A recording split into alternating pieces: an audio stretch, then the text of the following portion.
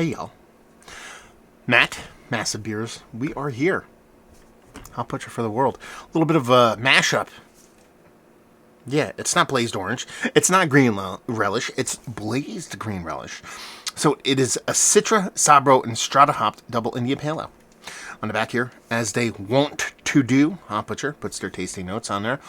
Juicy orange, stink citrus, and fresh papaya, son. So I know a lot of their blazed beers tend to be kind of lactose-laden beers. It doesn't say that in here, so I think this is more the traditional kind of blazed beer that was non-lactose, kind of mashed up with their green relish. I'm guessing that's what it is. As far as this can goes, it says oranges and oranges. No date on the can, Hop Butcher. Ooh, boo. No date on the can. Boo, boo, boo. We have to give you the big thumbs down on that one. I think it's the first Hop Butcher beer I've ever gotten without a date on it. Hopefully that is not becoming the norm. Not saying that's what Hop Butcher decided to do. They probably just forgot to put a date on there, but I've seen Hop Butcher beers locally now. I see them on shelves, and I've noticed some breweries, when they start to distribute larger, they tend to omit dates because, their stuff doesn't fly as quick, and they want people still to buy it even if it has a little bit of time on it, so hopefully it's just a misdate. Label-wise, it's alright. It's blazed in green relish. We've jet-setted things before. It's actually heavy. Like, it feels heavy. This is what, 8.5%? 8%. It actually feels like a heavier beer than it should be. I don't know. But it has that rich kind of orange core to it. Index finger just off white. South of khaki colored. Rich head. It looks like a big old double IPA to me. The nose. It's that orange really kind of brings the heat actually in the aromatics. It very much isn't orange. I don't want to get to like orangina tangy level. It doesn't do that, but it's almost like an MSG'd up orange. Like it's orange juice, but a little bit extra going on, kind of like one of those things going on. That really is the bulk of it.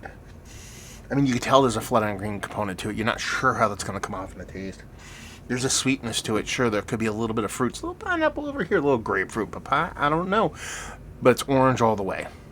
It smells pretty good. It smells like a big, huge drop-out all bitterness, although I think it's going to be bittering in the taste. Kind of hazy IPA. Dive in. Cheers, y'all.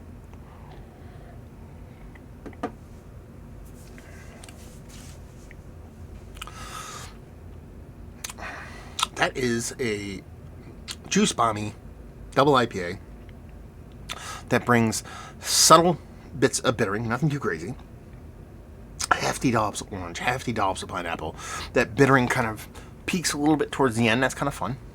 Comes off a little bit thin. You expected, this heavy-ass beer, this turbid beer, to have a bit more of a mouthfeel to it. It's not thin, but it's not what you'd expect from a big, huge, hazy double IPA. No carbonic thing in there. It's not heavy-handed, but it's present, so it's worth mentioning. I like it. It's a bit generic, for the lack of a better term, lack of a better explanation, for what I typically get from a lot of Hop Butcher beers. It just has a little bit of kind of it tastes like a lot of other people's really well done hazy double IPAs, but it kind of has that kind of thing going on. There's a little bit of Treehouse vibes, there's a little bit of like Lone Pine OJ vibes. There's like it just has that kind of like, let's make that orange juice beer kind of thing that a lot of other people make. I know that's not Hop Butcher's MO. It kind of ends up coming off that way a little bit for me.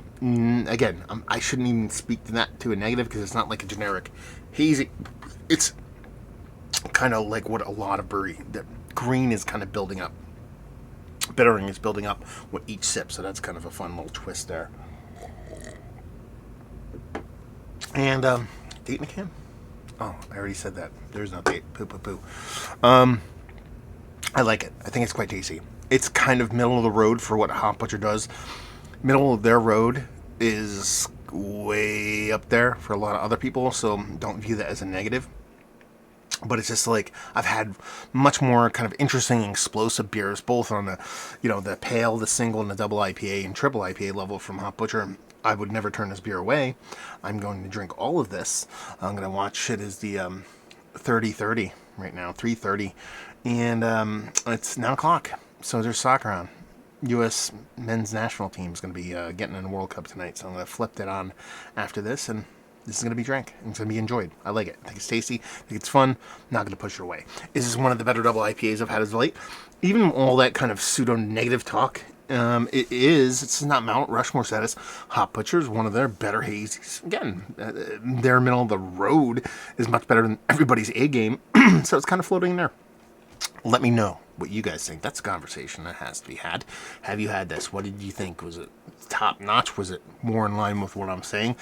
Let me know. I'm really, really curious. How old is this? Like I said, it is 3/30/2022. Let me know how long ago this came out. Maybe it came out a while ago. I don't know. Could that affect the beer? Who knows? But yes, let's have a conversation. Hop Butcher in general, this beer in general. U.S. men's national team. We can talk about that too. So there you go. Hopefully you guys enjoyed the review. Hopefully you're enjoying a big old hazy right now. Cheers, y'all.